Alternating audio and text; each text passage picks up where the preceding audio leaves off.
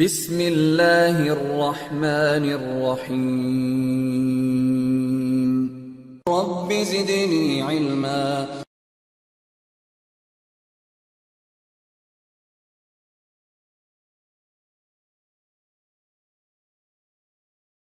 الحمد لله نحمده ونستعينه ونستغفره ونعوذ بالله من شرور أنفسنا ومن سيئات أعمالنا، من يهده الله فلا مضل له ومن يضلله فلا هادي له، وأشهد أن لا إله إلا الله وحده لا شريك له، وأشهد أن محمدا عبده ورسوله.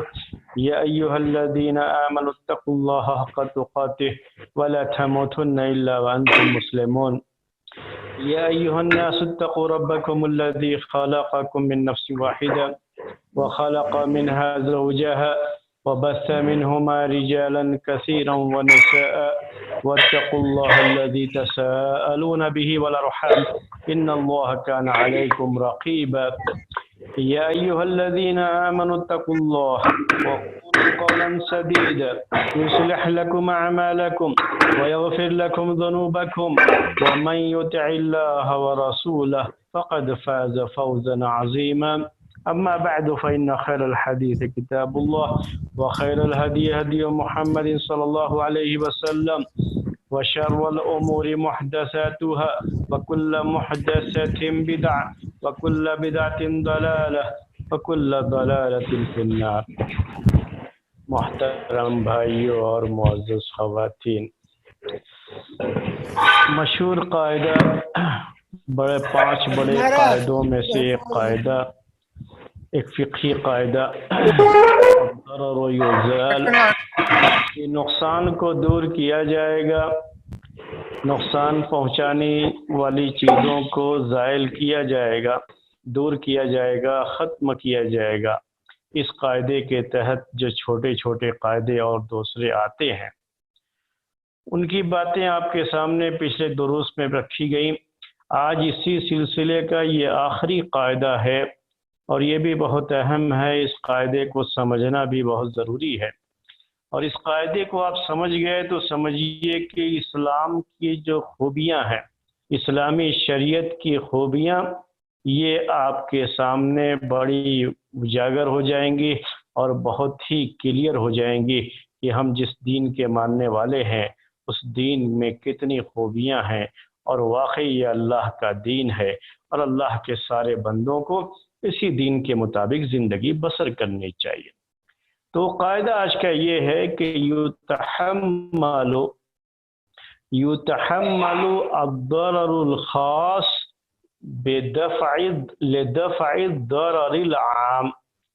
یتحمل الضرر الخاص لدفع الضرر العام، کہ کسی خاص نقصان کو، کسی خاص شخص کو پہنچنے والے نقصان کو برداشت کر لیا جائے گا عام نقصان کو ختم کرنے کے لیے، یا جنرل پبلک کو نقصان سے بچانے کے لیے کسی خاص شخص کا نقصان برداشت کر لیا جائے گا.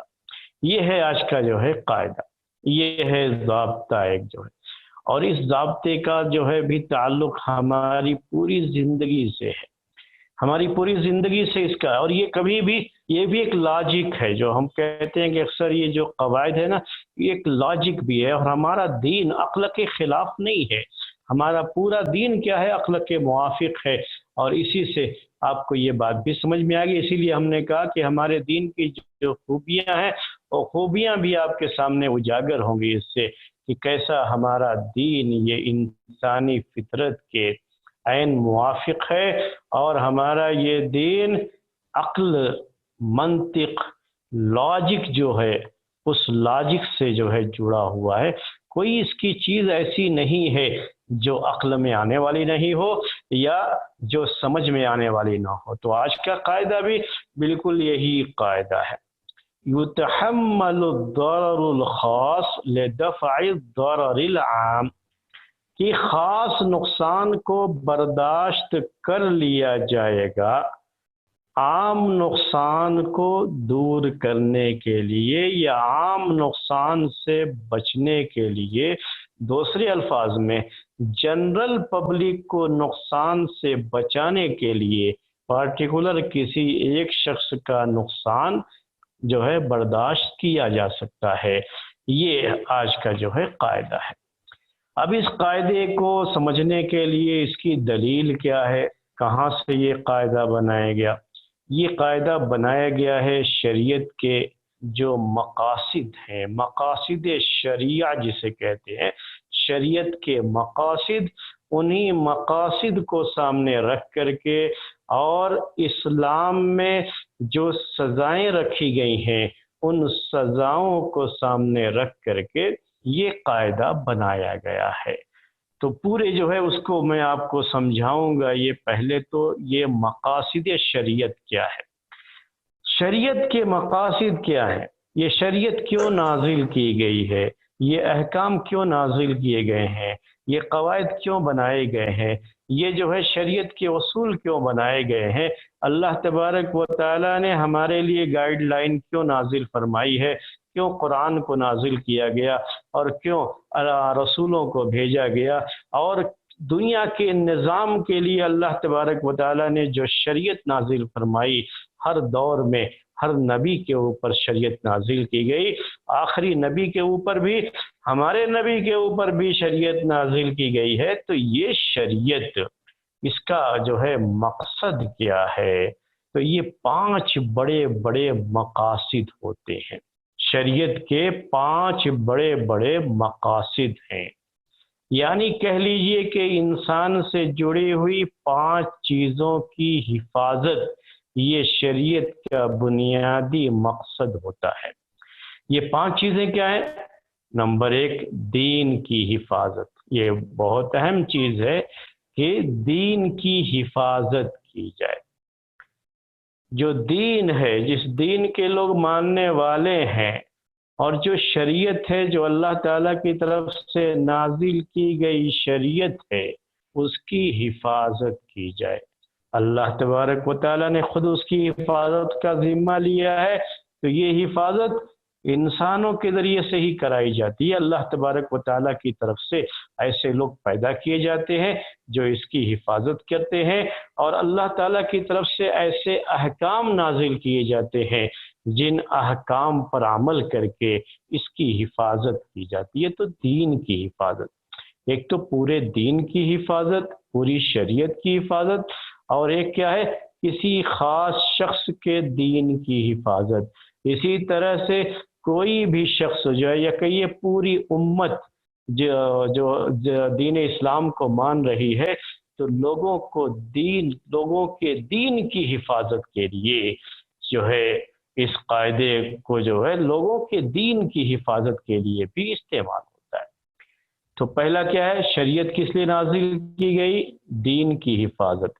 شریعت کے احکام اسی لیے ہیں۔ توحید کی تعلیم کیوں دی گئی ہے؟ شرک سے بچنے کی تاکید کیوں آئی ہے؟ تاکہ لوگوں کا دین محفوظ رہے اور لوگ شرک سے بچیں، بدعات و خرافات سے بچیں۔ تو ان کے دین کی حفاظت کے لیے اللہ تبارک و تعالیٰ نے یہ احکام نازل فرمائے۔ اسی طرح سے جو ہے دین کے جو مقاصد ہیں، شریعت کے جو مقاصد ہیں، نمبر 1 ہم نے ذکر کیا دین کی حفاظت۔ نمبر 2 کیا ہے؟ انسان کی جان کی حفاظت، سو کہتے ہیں نفس کی حفاظت، یعنی جان کی حفاظت۔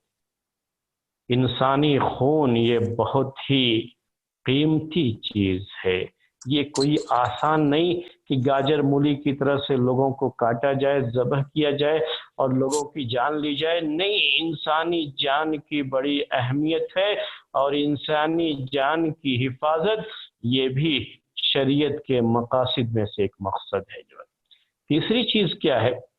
مال کی حفاظت۔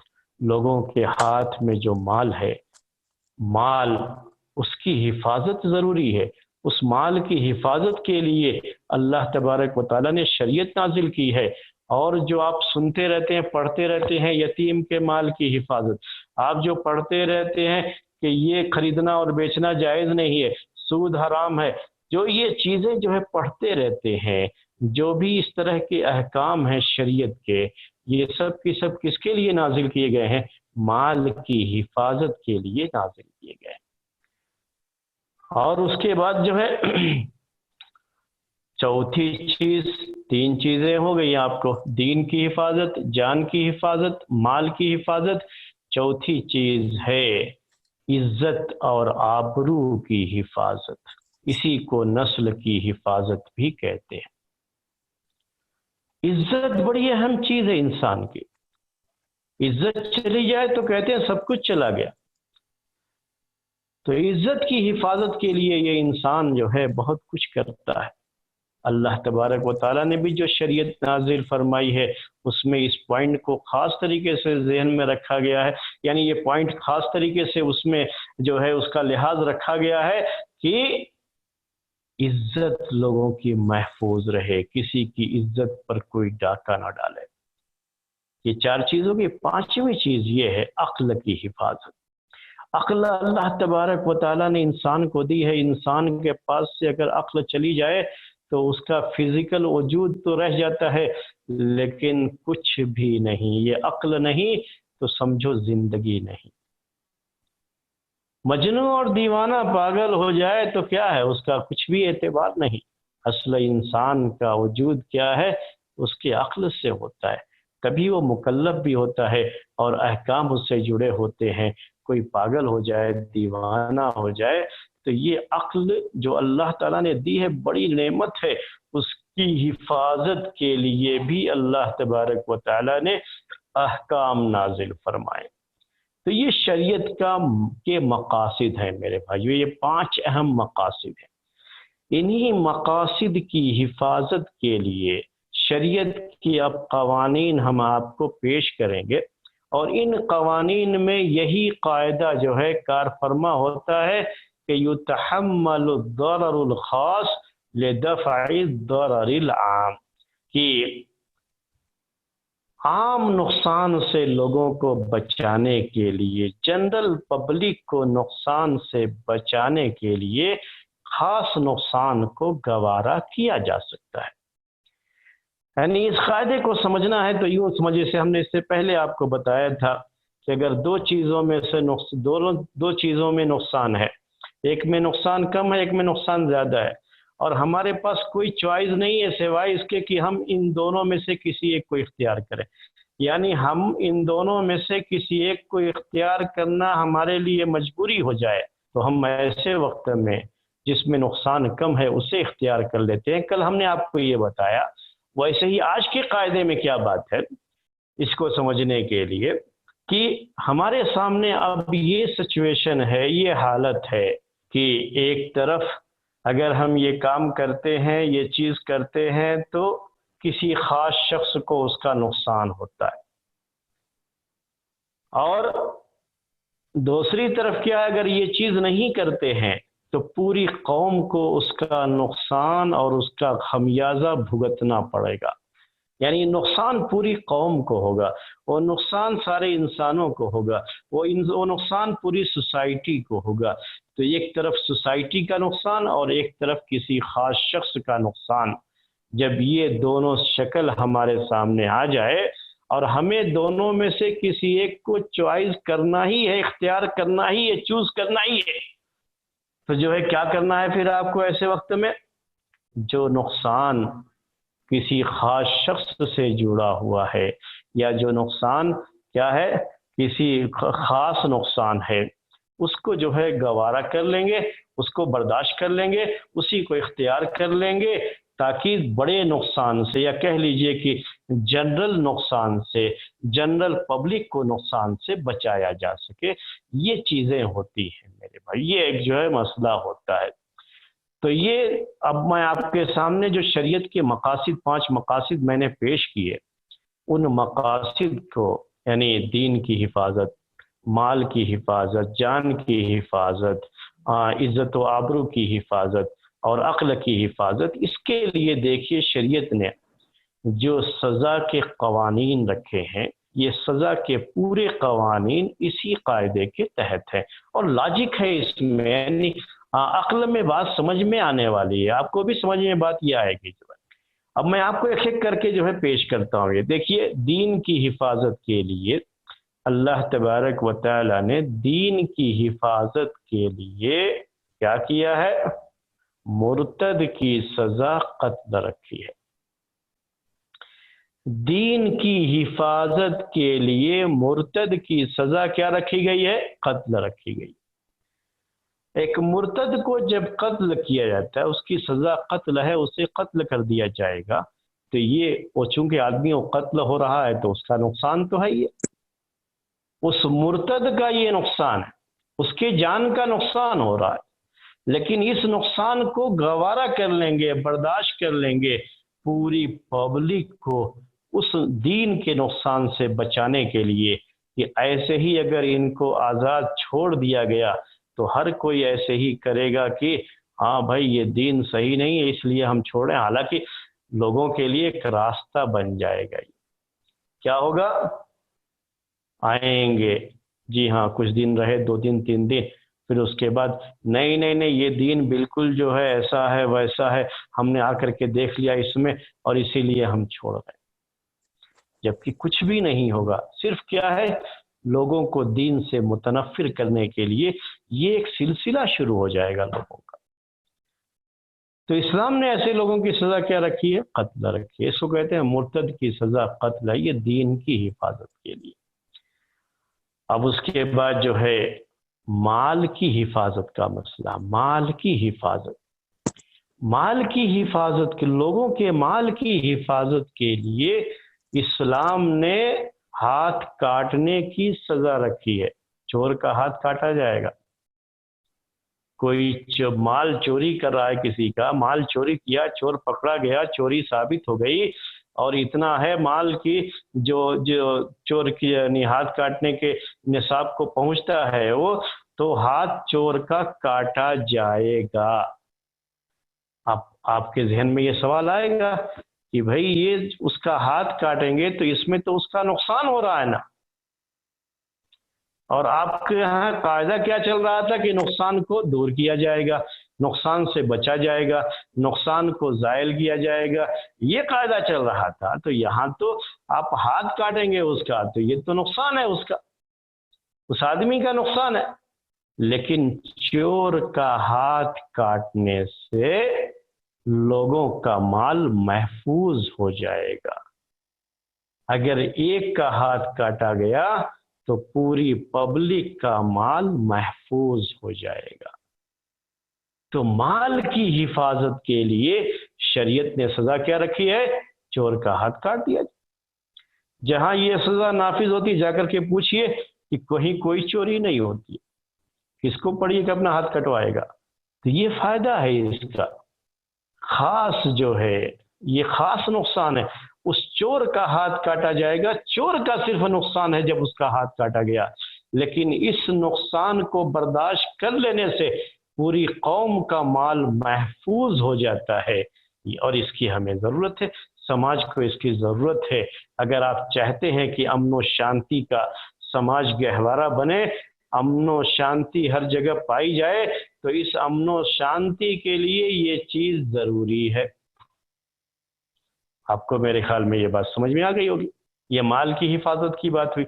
ایسے ڈکیتی کا معاملہ ہے، ڈاکو وغیرہ جو ہوتے ہیں ان کی سزا تو اس سے بھی زیادہ سخت ہے. کس کے لیے؟ لوگوں کی حفاظت کے لیے، لوگوں کے مال کی حفاظت کے لیے. اب یہ مال کی حفاظت، جان کی حفاظت کے لیے اللہ تبارک و تعالی نے قانون یہ بنایا، قانون یہ رکھا ہے کہ قتل کرنے والے کو قصاص میں قتل کیا جائے گا. اگر جس کو قتل کیا گیا اس کے گھر والے مطالبہ کریں کہ قصاص ہمیں چاہیے، یعنی جس نے قتل کیا ہے اس کو بھی قتل کیا جائے، تو اب یہ جو قاتل ہے، قتل کرنے والا، اس کو اگر قتل کیا جاتا ہے تو اس کا نقصان ہے یہ کہ اس کو قتل کیا جا رہا ہے.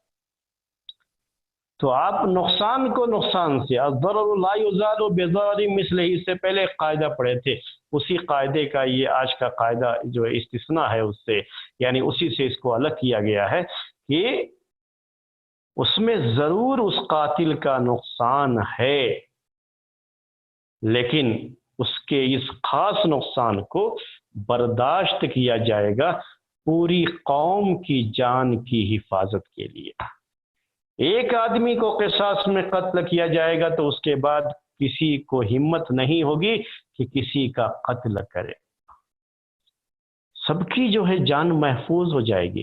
جہاں پر یہ قانون نافذ کیا جاتا ہے وہاں جا کر کے آپ معلوم کریں ان ملکوں میں کہ لوگوں کی جان محفوظ، رات کے کسی بھی وقت میں کہیں بھی کوئی جا رہا ہے اس کو کوئی ڈر نہیں رہتا ہے کہ کوئی اسے قتل، کیونکہ اگر قتل کیا کسی نے تو اس کو اگر یہ پتا ہے کہ پھر مجھے بھی قتل کر دیا جائے گا تو آدمی قتل کرنے سے بچے گا، نہیں کرے گا، یہ ایسی حرکت نہیں کرے گا۔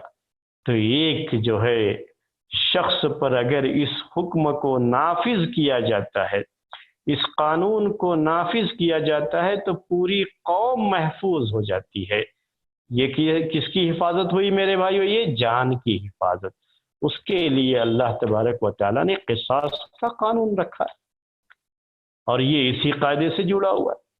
اب جو ہے عزت و آبرو کی حفاظت، عزت و آبرو کی حفاظت، عزت و آبرو کی حفاظت کے لیے دو قانون رکھا ہے شریعت میں۔ ایک تو کیا ہے کہ ہر آدمی کی اپنی عزت ہوتی ہے میرے بھائیو، اگر کسی کی عزت کو کوئی نیلام کرنا شروع کر دے، کسی کی عزت سے کھلواڑ کرنا شروع کر دے تو جس کی عزت سے کھیلا گیا ہو آپ اس کو کتنی تکلیف ہوتی ہے اس سے پوچھ کر کے دیکھیے۔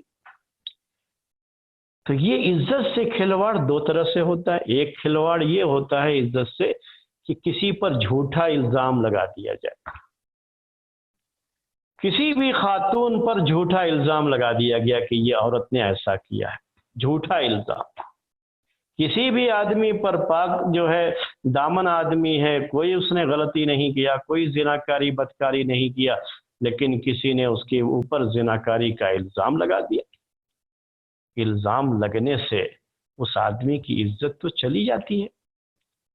تو جھوٹا کسی پر الزام نہ لگائے کوئی، اس کے لیے شریعت نے لوگوں کی عزت کی حفاظت کے لیے ایسا جھوٹا الزام لگانے والوں کو 80 کوڑے کی سزا رکھی ہے۔ کتنے کوڑے میرے بھائیو؟ 80 کوڑے کی سزا رکھی ہے۔ 80 کوڑے پڑیں گے اس کے اوپر جو ہے اگر اس نے کسی پر جھوٹا الزام لگایا ہے۔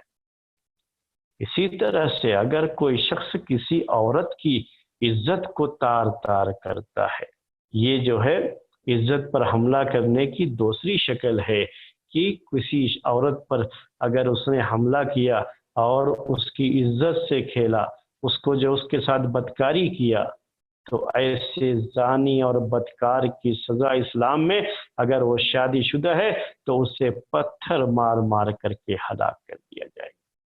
غیر شادی شدہ ہے تب بھی 100 کوڑے لگائے جائیں گے۔ یہ سزا اسلام میں کیوں رکھی گئی؟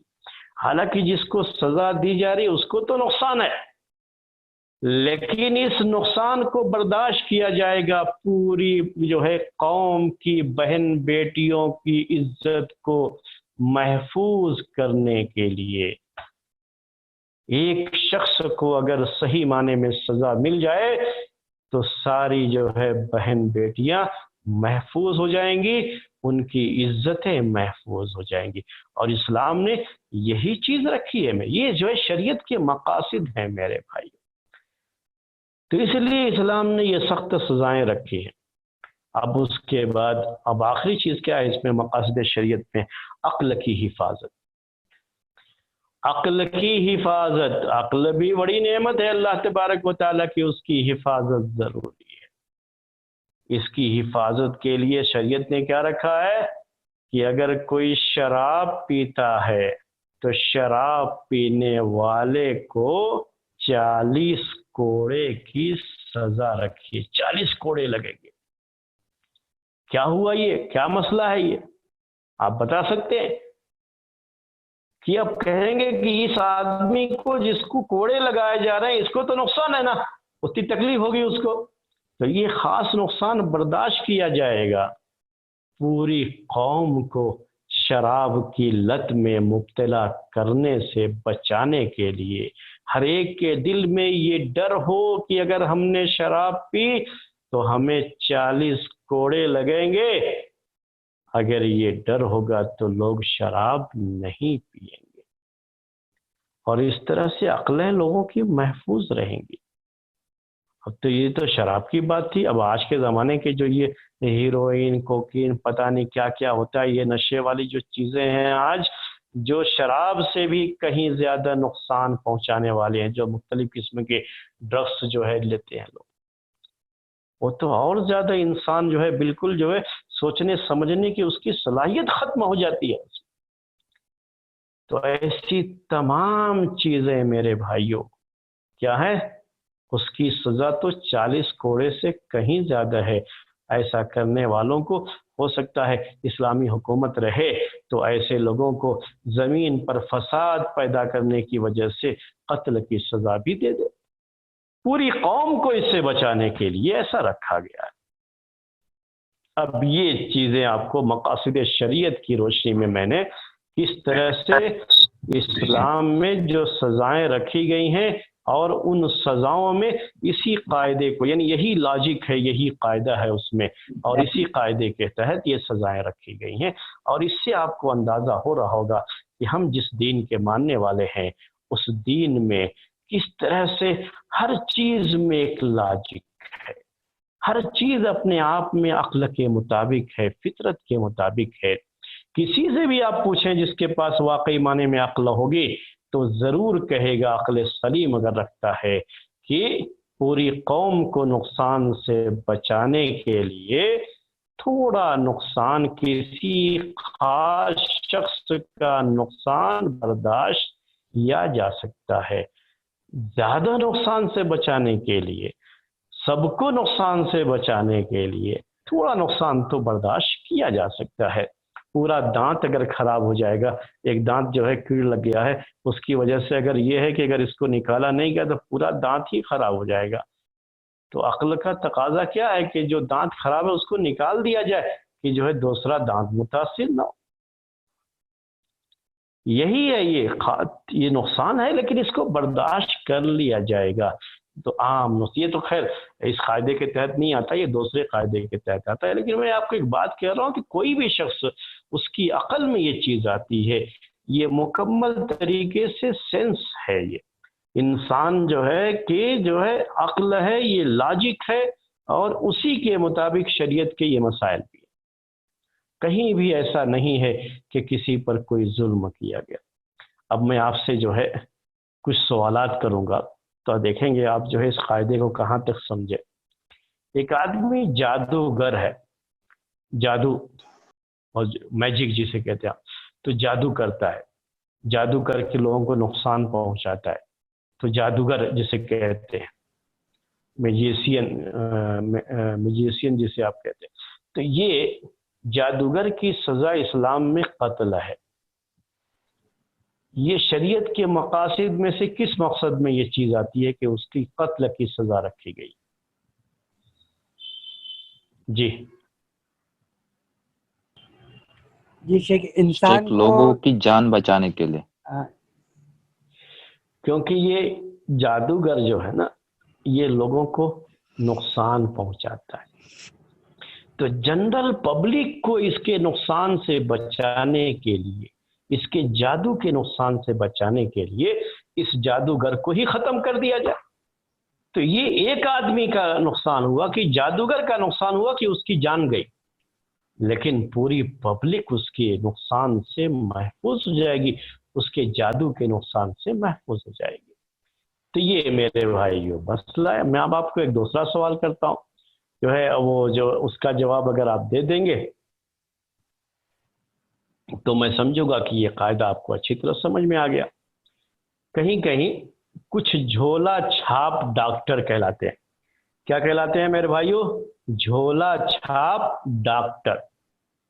یعنی کچھ نہیں جانتے پھر بھی کیا کرتے ہیں، لوگوں کو دوائیاں جو ہے دیتے پھرتے ہیں.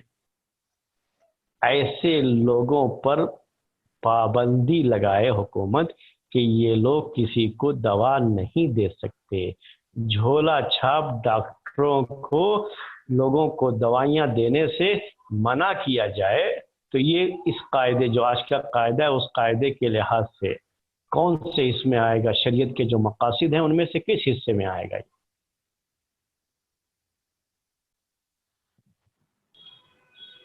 کہ کوئی انسان کے جان کی حفاظت کے لیے، جان کی حفاظت، اسی لیے کہتے ہیں اس کو فارسی میں کہ نیم حکیم خطرے جان، نیم حکیم خطرے جان، جو آدھا حکیم ہوتا ہے نا یہ جان کا خطرہ اس سے ہوتا ہے۔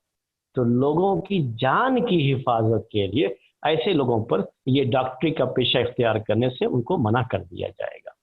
جی اسی سے جڑا ہوا ایک اور سوال آپ سے کرتے ہیں۔ کچھ لوگ ہیں جو فتوے دیتے پھر رہے ہیں لوگوں کو، حالانکہ ان کے پاس دین کا کوئی صحیح علم نہیں ہے، کہیں تھوڑی بہت تقریریں وغیرہ سن لی لوگوں کی اور فتوے دینا شروع کر دیے۔ صحیح معنی میں فتویٰ دینے کی صلاحیت ان کے پاس نہیں ہے، پھر بھی فتوے دے رہے ہیں۔ ایسے شخص پر فتوے کی پابندی لگا دینا، یہ فتویٰ نہیں دے سکتے، یہ کس مقصد کے تحت آتا ہے؟ ایک دین کی حفاظت کے لیے، لوگوں کے دین کی حفاظت کے لیے، دین کی حفاظت کے لیے، دین کی حفاظت کے لیے میرے بھائیوں ایسے لوگوں کو فتویٰ دینے کی اجازت نہیں ہونی چاہیے، ورنہ تو کیا کریں گے؟ لوگوں کی اپنی مرضی کے لحاظ سے، اپنی طبیعت کے لحاظ سے وہ اپنے فائدے کے لیے فتوے دیتے رہیں گے اور لوگوں کو دین کا نقصان ہوتا رہے گا۔ جو چیز حرام ہے خواہ ان کی وجہ سے لوگ اس پر عمل کرتے رہیں گے، یا جو چیز حلال تھی خواہ لوگ اس کو حرام سمجھ کر کے چھوڑے بیٹھے رہیں گے۔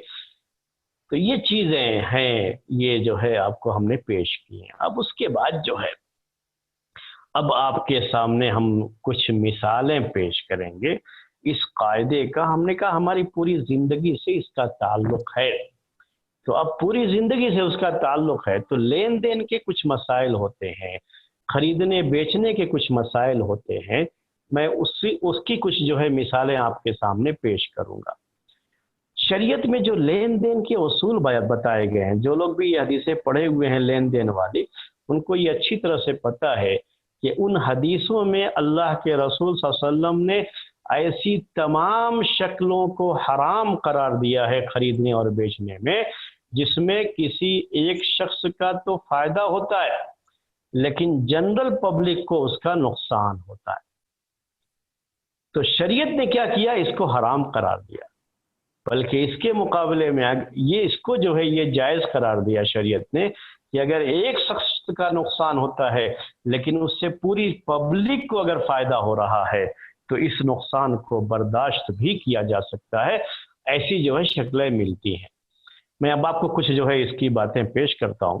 شریعت میں اللہ کے رسول صلی اللہ علیہ وسلم نے کہا کہ لا یبیع حاضر لباد، یہ لین دین کے مسائل، خریدنے اور بیچنے کے مسائل ہیں کہ کوئی شہری کسی دیہاتی کا سامان نہ بیچے۔ اس زمانے میں ہوتا یہ تھا کہ جو ہے دیہات سے لوگ سامان لے کر کے آئے تو شہر میں یا جہاں پہ آبادی ہے وہاں پہ لے کے گئے تو جیسا رہے قیمت لگتی ہے ویسا بیچ کر کے چلے جاتے۔ اب جو ہے کوئی شہر میں رہنے والا شخص اس سے یہ کہتا ہے، دلال بن کر کے، اس کا ایجنٹ بن کر کے، دلال کہتے تھے ان کو، ایسے لوگوں کو بروکر کہہ سکتے ہیں آج کی زبان میں۔ آپ بروکر بن کر کے کیا کرتا ہے جو ہے، ارے بھائی آپ اتنے میں آ کر کے بیچ کے چلے جاتے ہو اتنا سستا، آپ آتے ہو میرے پاس لا کر کے سامان چھوڑ دیا کرو، میں آرام سے اس کو زیادہ قیمت میں بیچوں گا، آپ کو بھی زیادہ فائدہ ملے گا، میں بھی جو ہے اس پہ فائدہ اٹھاؤں گا، تو میں آپ کو اور زیادہ قیمت میں بیچ کر کے دے دوں گا۔ اللہ کے رسول صلی اللہ علیہ وسلم نے اس سے منع فرمایا، حالانکہ اس میں فائدہ ہے اس سامان کے لانے والے کا بھی، اور یہ جو سامان اس کا بکوائے گا اس کا بھی فائدہ ہے، لیکن ان کے خاص فائدے کا جو ہے خیال نہیں کیا گیا، کیونکہ ان کے اس خاص فائدے میں ہوگا یہ کہ جنرل پبلک کا نقصان ہے، اور جب اس سے منع کر دیا اللہ کے رسول صلی اللہ علیہ وسلم نے تو اس کا نقصان صرف اسی شخص کا ہوگا جو سامان لے کر کے آ رہا ہے. اس کا نقصان ہے اس میں کہ اگر جو ہے یہ نہ کیا جاتا تو تھوڑا اور جو ہے اپنے شہر کے کسی آدمی کے ساتھ مل کر کے اور زیادہ نفع کما کر کے وہ بیچ سکتا تھا. تو اس کو نقصان ہے اس میں تھوڑا، لیکن یہ اس کا پارٹیکولر نقصان ہے، لیکن جنرل پبلک کو اس کا فائدہ ہے. اس کے مقابلے میں اگر یہ اجازت دے دی جائے کہ کوئی جو ہے بچولیا یا کہہ لیجئے کہ جو ہے کوئی بروکر اس کے پاس ہو جائے، وہ سامان پھر اس کے ذریعے سے وہ بیچے، تو یہ سامان مہنگا بیچے گا. تو مہنگا بیچنے کی وجہ سے اس مہنگائی کی مار پوری پبلک پر پڑے گی. تو عام لوگوں کو نقصان سے بچانے کے لیے کیا کیا ہے؟ شریعت نے اسے گوارا کیا ہے، اور اللہ کے رسول صلی اللہ علیہ وسلم نے منع کر دیا کہ کوئی شہری دیہاتی کا سامان نہیں بیچے گا. وہ آئے اس کو بیچ کر کے جانے دو، اور اس طرح سے بیچ کر کے جائے گا، سامان کی جو ہے فراوانی رہے گی، سامان جو ہے مہنگا نہیں بکے گا اس میں. تو یہ شریعت کا حکم ہے، یہ اسی قاعدے کے تحت یہ چیز آتی ہے. اور اس کے بعد آپ کو ایک دوسری اسی کے بالکل الٹے ایک دوسری مثال ہے. کبھی ایسا ہوتا تھا اس وقت کہ جو ہے لوگ سامان لے کر کے آتے ہیں تو لا کر کے بازار میں بیچیں گے، چلے جائیں گے. تو بازار میں آئیں گے، ان کو قیمت کا پتہ چلے گا، سب چیزیں ہوں گی، اس طرح سے وہ اس کے لحاظ سے بیچیں گے، بیچ کر کے جائیں گے.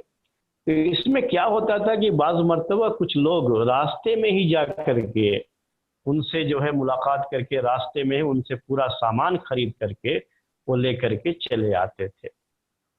ان کو بازار تک پہنچنے نہیں دیتے تھے. اللہ کے رسول صلی اللہ علیہ وسلم نے اس سے منع فرما دیا. کیوں منع فرمایا؟ کہ اس سے کیا ہے، ٹھیک ہے یہ آدمی جو جا کر کے وہاں پر خرید لیا، یہ لا کر کے زیادہ نفع کما کر کے بیچے گا، اس کا تو فائدہ ہے. اور جو اس کو منع کر دیا گیا تو اس کو منع کرنے کی وجہ سے اس فائدہ کمانے کی جو اس کی کیپیسٹی تھی اس سے اس کو نقصان تو ہوا. لیکن اگر اس کی اجازت دے دی جائے گی تو پوری پبلک کو اس کا نقصان اٹھانا پڑے گا. کیسے نقصان اٹھانا پڑے گا؟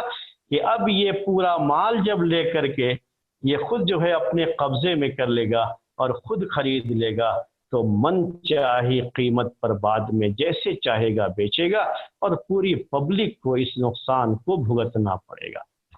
تو جنرل پبلک کو عام نقصان سے بچانے کے لیے اس خاص نقصان کو گوارا کیا جا سکتا ہے، اور ایسی پابندی لگائی جا سکتی ہے، اور شریعت نے یہ پابندی لگائی ہے. ٹھیک ہے، تو یہ جو ہے باتیں ہیں میرے بھائیوں. اسی سے جڑی ہوئی کچھ چیزیں اور بھی ہیں. جنرل نقصان سے بچانے کے لیے یا جنرل پبلک کو نقصان سے بچانے کے لیے جو ہے خاص نقصان کو گوارا کیا جا سکتا ہے. اسی قاعدے سے جڑی ہوئی کچھ چیزیں ہیں شریعت میں آج بھی جو ہے، یعنی اگرچہ کہ شریعت کا حکم نہیں ہے لیکن حالات کے لحاظ سے آج یہ چیز کی جا سکتی ہے. جیسے گورنمنٹ کسی چیز کی قیمت متعین کر دے. اب ہمارے یہاں کیا ہوتا ہے، پیٹرول ڈیزل کی قیمتیں متعین ہوتی ہیں، بہت سے ملکوں میں متعین ہوتی ہے. تو گورنمنٹ نے ایک قیمت متعین کر دی ہے کہ اس سے زیادہ میں آپ نہیں بیچ سکتے پیٹرول کو، ڈیزل کو. ایسی اور بھی بہت سی چیزیں ہوتی ہیں جس کی قیمت متعین کر دی جاتی ہے. اس متعین یعنی قیمت کے متعین کرنے کی وجہ سے اس بیچنے والے کا یہ نقصان تو ہو، حالانکہ اس کا کوئی نقصان ہے نہیں، لیکن اس کے لیے جو ایک گنجائش تھی کہ اگر یہ قیمت متعین نہ ہوتی تو اور زیادہ وہ نفع کما سکتا تھا. تو اس کے لحاظ سے زیادہ نفع کمانے کا جو موقع اس کو مل سکتا تھا، اوسر مل سکتا تھا، وہ اس کے لیے نہیں ہے جب گورنمنٹ نے باقاعدہ قیمت کی تعین کر دی ہے. لیکن کیوں کر دیا؟ یہ خاص نقصان اس کا برداشت کیا جائے گا جنرل پبلک کو نقصان سے بچانے کے لیے. اگر ایسا نہ کریں تو یہ سارے پیٹرول پمپ والے جو ہے آپس میں متحد ہو کر کے طے کر لیں گے اس سے کم میں کوئی نہیں بیچے گا. تو اب ساری پبلک کو پیٹرول کی، ڈیزل کی ضرورت ہے، تو لوگوں کو کتنی پریشانی ہو جائے گی. تو جنرل پبلک کو نقصان سے بچانے کے لیے اس طرح کی چیزوں کی قیمت متعین کی جا سکتی ہے حکومت کی طرف سے، اور یہ جائز ہے۔ اگر کوئی اسلامی حکومت ہو تو وہ بھی یہ کام کرے، اس کے لیے یہ چیز جائز ہے۔ اسی طرح سے ایک اور مسئلہ ہے، احتکار سے منع کیا گیا ہے۔ احتکار آپ سمجھتے ہوں گے، احتکار کا مطلب یہ ہوتا ہے کہ آپ کوئی بھی جو ہے سامان بیچنے والا تاجر کسی بھی سامان کے لیے شارٹیج پہلے پیدا کرتا ہے۔ شارٹیج کیسے پیدا کرتے ہیں کہ سامان کو گوداموں میں جمع کر لیتے ہیں، باہر نہیں نکالتے، تو باہر یہ چیز ظاہر ہوتی ہے کہ شارٹیج ہے اس کی، اور جب کسی چیز کی شارٹیج جو ہے ہوتی ہے، ظاہر ہو جائے، تو پھر اس کی قیمت خود بخود بڑھ جاتی ہے۔ آپ تو دیکھ ہی رہے ہیں آج کل پیاز کی قیمت کیا چل رہی ہے۔ تو یہ حالات ہوتے ہیں، یہ کیا ہے؟ احتکار کہتے ہیں عربی میں اس کو، یعنی کچھ لوگ جو ہے مال کو خرید کر کے اپنے گوداموں میں بھر لیتے ہیں، جس کی وجہ سے اس سامان کے لیے شارٹیج پیدا ہو جاتی ہے۔ جب تھوڑا سا لگتا ہے کہ کچھ کمی چل رہی ہے تو مزید کمی جو ہے پیدا کرنے کے لیے ایسا کچھ کر لیتے ہیں۔ اللہ کے رسول صلی اللہ علیہ وسلم نے اس سے منع فرمایا۔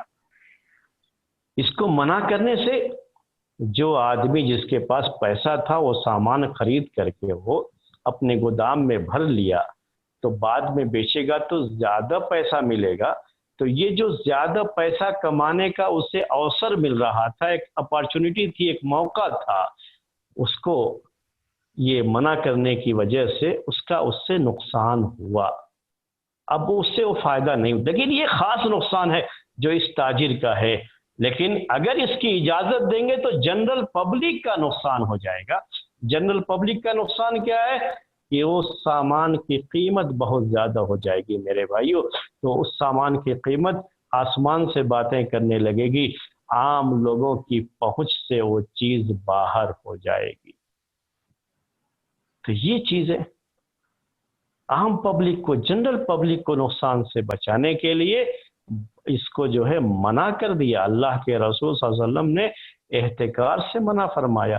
کوئی سامان اس نیت سے جو ہے اپنے گودام میں بھر کر کے رکھ لینا کہ شارٹیج پیدا کر کے قیمت میں اضافہ کروا کر کے ہم پھر نکالیں گے اور زیادہ نفع کمائیں گے، تو زیادہ نفع کمانے کی ہوس میں ایسی کوئی حرکت کرنا شریعت نے اس کو حرام قرار دیا، اس سے منع کیا ہے شریعت نے۔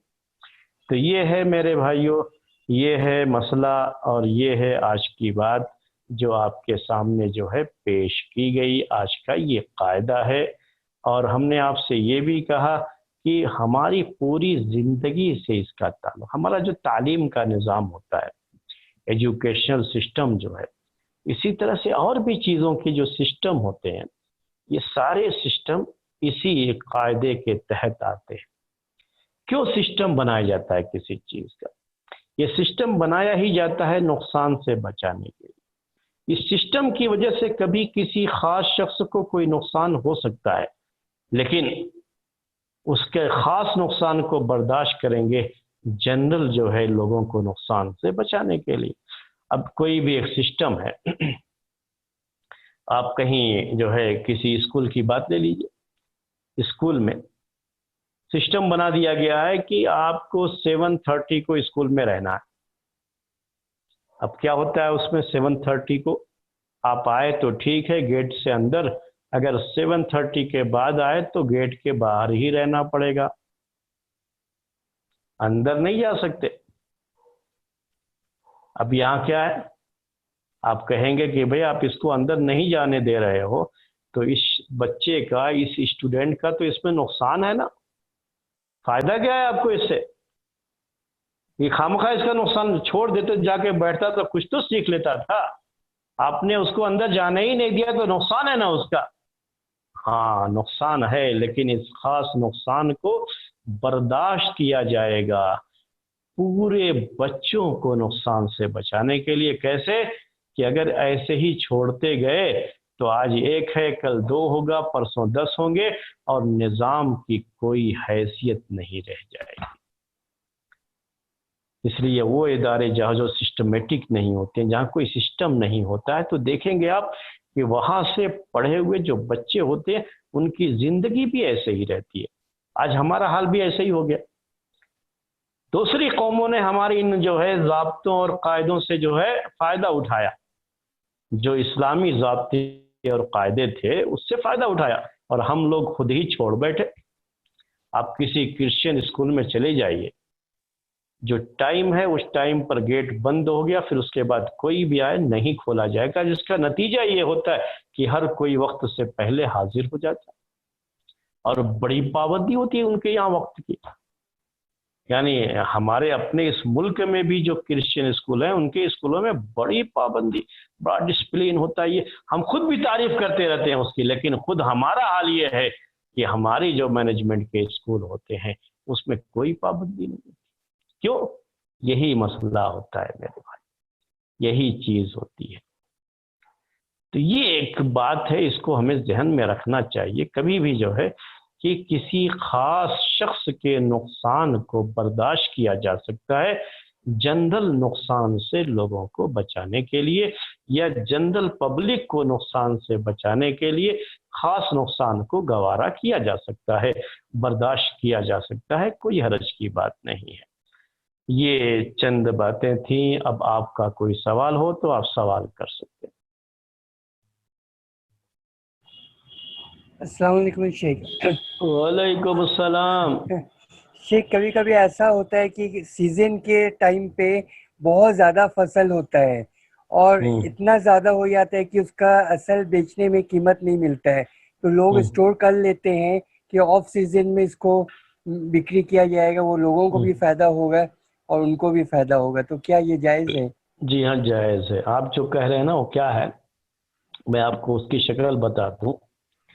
احتکار جو کہتے ہیں وہ یہ ہوتا ہے نا کہ آپ صرف اور صرف کیا ہے، شارٹیج پیدا کرنے کے ارادے سے آپ کوئی چیز رکھ لیتے ہیں، بقیہ اگر آپ پورا ایک ہی مرتبہ میں بیچ دیں گے، آپ جیسے جو ہے آپ کا چاول کا مسئلہ ہے، تو وہ تو چاول سال بھر نہ کھانا ہے لوگوں کو، ایک ہی دن تھوڑا نا پورا کھانا ہے، تو تھوڑا تھوڑا کر کے ایسے ہی بیچتے جائیں گے، تو کچھ چاول ایسے بھی ہوں گے جو رکھے بھی رہیں گے۔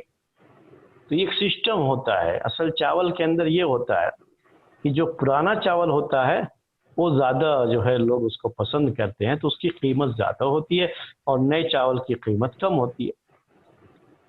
تو ہم نے چاول کو پرانا کر کے بیچا، یہ جائز ہے۔ کب یہ چیز حرام ہوگی کہ مارکیٹ میں چاول کی کمی ہے اور آپ خواہ رکھے ہوئے کہ مہنگا ہوگا تب بیچیں گے، تو یہ حرام ہو جاتا ہے۔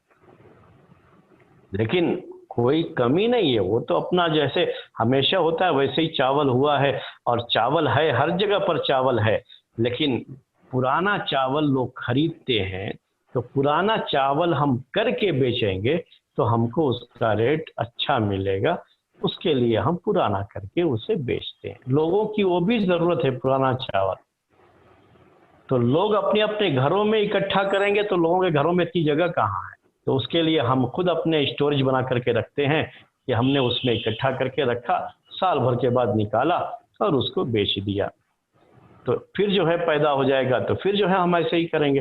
تو ہمیشہ ہمارے گودام میں اتنا رہتا ہے، وہ ایک روٹین سسٹم بن گیا ہے اس کا، ایسا نہیں ہے کہ ہم نے شارٹیج پیدا کرنے کے لیے اسے جمع کیا ہے، تو اس میں کوئی حرج نہیں ہے جو آپ سوال کر رہے ہیں۔ جی ہاں جی جزاک اللہ۔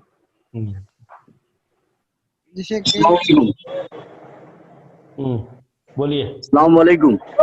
وعلیکم السلام ورحمۃ اللہ وبرکاتہ۔ جی ایک ہمارے کلکتہ میں زیادہ تر جو مسجد ہے، چاہے وہ حنفی بھائی کا ہو یا بریلوی مسجد جو ہے، سب کے جو امام صاحب ہے وہ دعا تعبیر لکھتے ہیں، باقاعدہ ان کا ایک فیس مقرر ہے کہ یہ فلانا دن سے فلانا دن تک آنے کا 200 روپیہ اور فلانا دن آنے کا 100 روپیہ یہ ٹکٹ ہے۔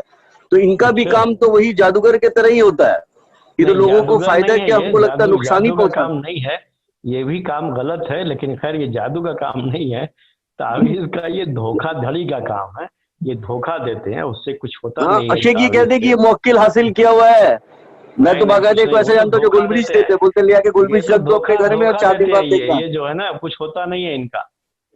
اگر وہ جو ایسا کرتا ہے کہ ایسا ہے اس کے پاس، تو پھر وہ جادوگروں کے حکم میں آ جاتا ہے، وہ اصل میں جادو کرنے والے لوگوں کا مسئلہ ہو جاتا ہے، لیکن ایسا ہوتا نہیں، وہ دھوکہ دیتے ہیں لوگوں کو، یعنی جھوٹی بات کہتے ہیں ایک اچھے امام صاحب ہے، مسجد کے بڑے امام صاحب ہے، وہ تو آپ کو جانے سے آپ جب پرابلم بتاؤ گے تو آپ کو اگربتی دیں گے ایک ڈبہ، اور بولیں گے اگربتی ایک ہفتہ جلانا اور اس کا جو چھائی نکلے گا وہ پھر ایک ہفتے بعد لے کے آنا، اور پھر وہی اگربتی کو لگ کر وہ سب بتائیں گے آپ کا کیا پرابلم ہے، نہیں ہے کیسے سولوشن ہوگا، پھر بعد میں پھر پیمنٹ کا بات ہوگا کہ 4000 دینا ہے اور 5000 دینا ہے۔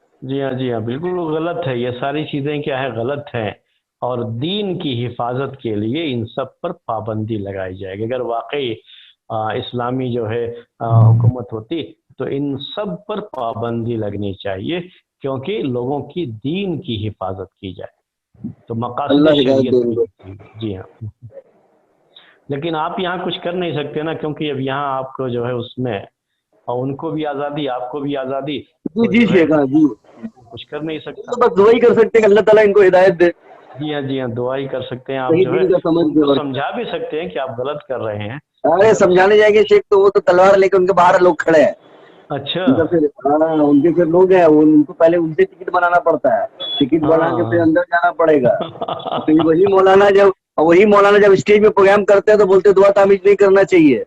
اچھا، ہاں خود کر رہے ہیں وہ، مطلب آپ مت کیجیے دعا تعویذ، وہ کریں گے، یہ ان کا کہنا، مطلب ہر یہ مولانا بڑا نہیں کر مسئلہ سکتا ہے ہے۔ آج کے دور میں، ایسے بہت سے لوگ ہیں جو عالم کہلاتے ہیں، حالانکہ صحیح معنی میں وہ عالم نہیں ہیں۔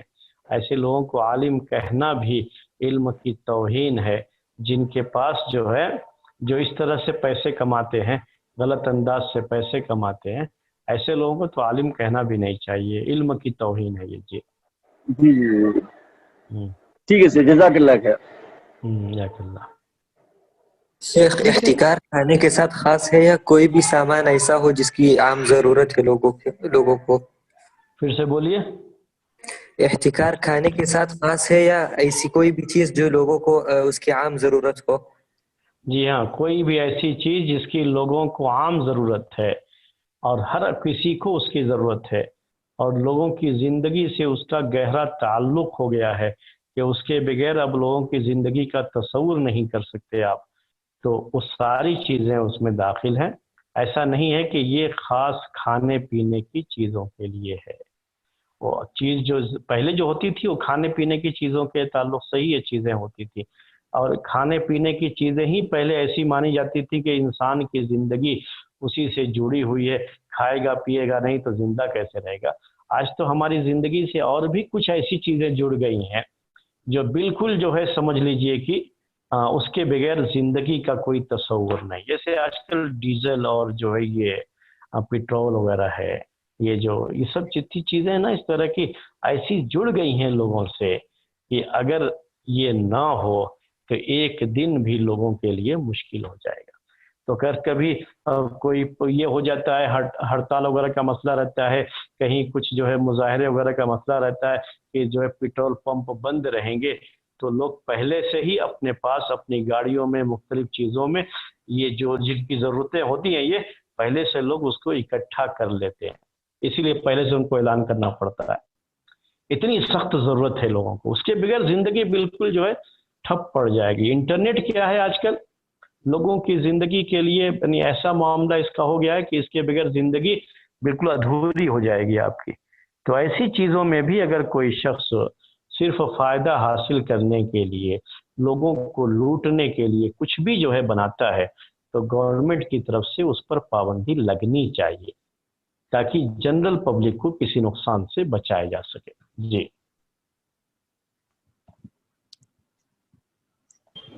یہ شیخ، کوئی ایک پراپرٹی ہے یا کوئی فلیٹ ہے جو جس کا اصل دام بن کے جب تیار ہو گیا تو سمجھو 50 لاکھ تھا، اور ابھی 6 مہینے میں وہی چیز ڈیمانڈ کی وجہ سے بولو یا مطلب جنرلی ایسا رہتا ہے کہ مسلم ایریاز میں جو پراپرٹیز بنتی ہے اس کا ریٹ جنرلی بہت جلدی اوپر ہو جاتا ہے، کیونکہ سب لوگ وہیں مسلمان مطلب وہیں آ جاتے ہیں اور کہیں ان کو ملتا نہیں تو وہیں آ کے لیتے ہیں، تو ویسا پراپرٹی ہائیک ہونے سے، ریٹ بڑھنے سے جو غریب مسلمان ہیں ان کو تکلیف ہو جاتی ہے کہ وہاں وہ اس ایریا میں آئے یا وہاں پہ آ کے بسے، تو یہ ایسا پراپرٹی کا ریٹ بڑھنا اتنا زیادہ جائز ہے کیا؟ اس میں کوئی مسئلہ نہیں ہے، اصل میں یہ پراپرٹی ریٹ ہو یا کوئی بھی چیز جو ریٹ بڑھتا ہے نا، اس کا جو ہے کوئی یعنی کسی خاص آدمی کی وجہ سے بڑھ رہا ہے تو آپ اس کے اوپر پابندی لگا سکتے ہیں، کچھ کر سکتے ہیں. کسی خاص آدمی سے تعلق نہیں ہے اس کا. یہ کیا ہوتا ہے کہ جس چیز کی ڈیمانڈ زیادہ ہوتی ہے نا تو ریٹ وہاں پہ بڑھتا ہے، اس کا ریٹ بڑھتا ہے. یہ جنرل بات ہے، یعنی جو ہے ایک عام سی بات ہے. یہ تو اس میں کوئی قانون نہیں ہو سکتا، کوئی جو ہے اس پر پابندی نہیں ہو سکتی. یہ سب کے ساتھ جڑا ہوا ہے نا، کسی خاص آدمی کے ساتھ جڑا ہوا نہیں ہے یہ جو ہے. تو آپ کسی بھی چیز کو جب ڈیمانڈ ہوتی ہے اس کی، جیسے مان لیجئے کہ کسی سال بڑی سردی پڑی، بہت سردی پڑی، تو کیا ہوتا ہے گرم کپڑے کی ڈیمانڈ بڑھ گئی. تو اب وہ دکاندار کیا کرتا ہے، جو پہلے جو ہے 100 روپے کا سامان تھا ابھی 125 میں بیچتا ہے، 150 میں بیچتا ہے. یہ کوئی ایک آدمی نہیں کر رہا ہے، وہ پوری مارکیٹ ویسی ہوتی ہے.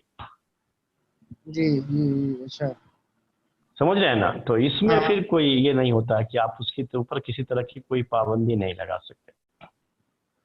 اوکے. ایسے ہر چیز اس میں ہوتا ہے ڈیمانڈ. جیسے تہواروں کے موقع پر ریٹ بڑھ جاتا ہے. یہ بڑا مجھے تعجب ہوتا ہے کبھی کبھی کہ جو ہے عجیب سا لگتا ہے، آپ کو بھی شاید لگتا ہو، آپ لوگوں کو بھی، جب عید آتی ہے تو ہر چیز کا ریٹ بڑھ جاتا ہے. رمضان میں فروٹس کا ریٹ بڑھ جاتا ہے. رمضان میں فروٹ کا ریٹ بڑھ جاتا ہے، کچھ سمجھ میں ہی نہیں آتا. جبکہ بکری زیادہ ہوتی ہے، سامان زیادہ بکتا ہے تو آپ کو نفع بھی زیادہ ہوتا ہے، تو کم کر کے دینا چاہیے صحیح معنی میں. لیکن ہر چیز کا ریٹ بڑھ جاتا ہے. اس کے مقابلے میں جب دوسری قوموں کے تہوار ہوتے ہیں تو بڑی آفرز ہوتے ہیں اور ہر چیز کا ریٹ کم ہو جاتا ہے. جی صحیح بات. ہم نے کبھی سوچا نہیں اس کے بارے میں. یہ لوگ جو ہے اس سلسلے میں لوگ سوچیں اگر اس کو تو بہت بڑی چیز ہے یہ. یعنی اب جب جن کے پاس سے ہم خریدتے ہیں فروٹ وغیرہ، رمضان میں مان لیجیے فروٹ خریدتے ہیں تو بیچنے والے بہت سارے مسلمان ہوتے ہیں. ان سے کہو بھائی آپ لوگ ریٹ بڑھا کے کیوں لیتے ہیں رمضان میں؟ تو کہتے ہیں نہیں ہم کو اوپر سے ایسے ہی ملتا ہے.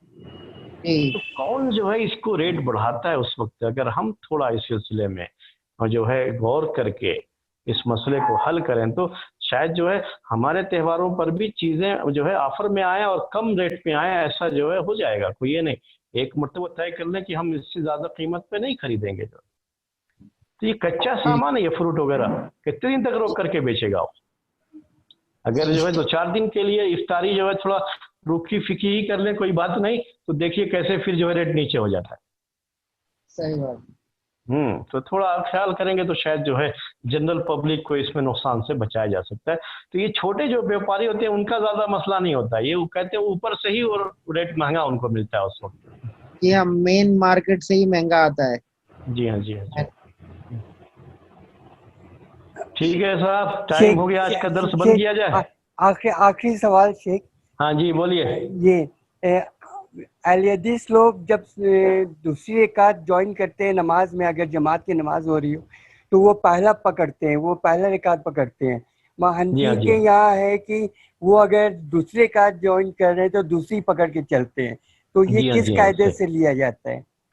ہاں تو یہ جو پہلی رکعت پکڑتے ہیں یعنی وہیں پر جو ہے جو شروعات ہوتی ہے وہیں سے اس نماز کی شروعات ہوگی. جو یعنی آپ کہتے ہیں کہ اہل حدیث، یہ اصل میں صرف اہل حدیث کا ہی نہیں ہے بلکہ شوافی کا بھی یہی ہے. یعنی اصل میں یہ جو ہے فقہی جو مذاہب ہے نا، تو فقہی مذاہب میں زیادہ تر لوگوں کے، زیادہ تر ائمہ کی یہی رائے ہے کہ وہ پہلی رکعت ہوگی. جہاں سے بھی شروع کریں گے وہیں سے اس کی وہ پہلی رکعت پہلی رکعت میں ہی پہنچ گئے تو دوسری رکعت پہ پہنچے تو امام کی دوسری رکعت، ان کی پہلی رکعت. تیسری رکعت میں پہنچے تو امام کی جو تیسری رکعت ہے ان کی دوسری رکعت ہوگی.